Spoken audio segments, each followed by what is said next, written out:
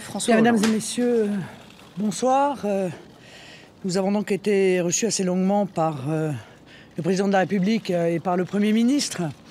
auquel nous avons exprimé, au moins pour la deuxième fois, puisque j'étais venu, vous vous en souvenez, après les attentats contre Charlie Hebdo.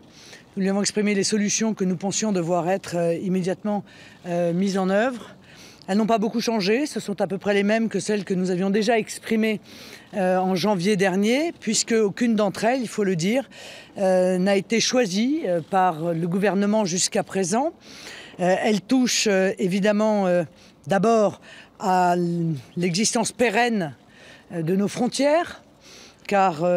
je note que ces frontières semblent être utiles, contrairement à ce qu'on nous avait dit jusqu'à présent, puisqu'elles ont été, les contrôles ont été rétablis, au moins pendant un certain temps, ce qui démontre l'efficacité de l'existence de nos frontières. Nous avons donc demandé à ce que ces contrôles soient maintenant pérennes et que définitivement la France retrouve ses frontières. Nous avons aussi réclamé le rétablissement des moyens qui sont accordés à l'armée, à la police, à la douane, moyens qui ont été effondrés sous Nicolas Sarkozy et qui ont continué à s'amenuiser, il faut bien le dire, sous le mandat du président de la République Hollande. Nous avons enfin réclamé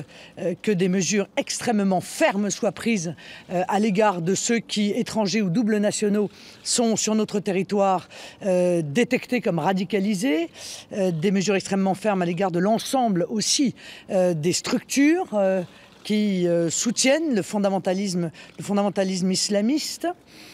J'ai enfin exprimé mon inquiétude sur le fait que l'on découple les gigantesques vagues de migrants qui arrivent et qui vont arriver, si l'on en croit les dires de la Commission européenne qui annonce 3 millions de migrants supplémentaires d'ici à 2017, avec le danger d'une infiltration terroriste, car si l'enquête, comme ça se dit, révèle qu'un certain nombre de terroristes se seraient glissés au milieu des migrants, alors évidemment ce danger est d'autant plus grand dans les mois, les semaines et les mois qui arrivent. La dissémination de ces migrants dans les villages, dans les villes en France, peut faire craindre, bien entendu, l'existence de terroristes qui profiteraient de ces mouvements de population pour venir nous frapper au cœur non seulement de notre capitale, mais d'autres villes françaises. J'ai enfin indiqué au président de la République que nous étions d'accord pour soutenir l'état d'urgence,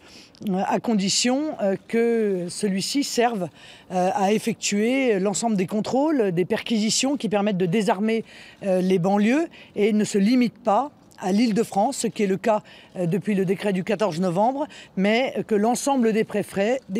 aient la capacité précisément de mettre en œuvre ce désarmement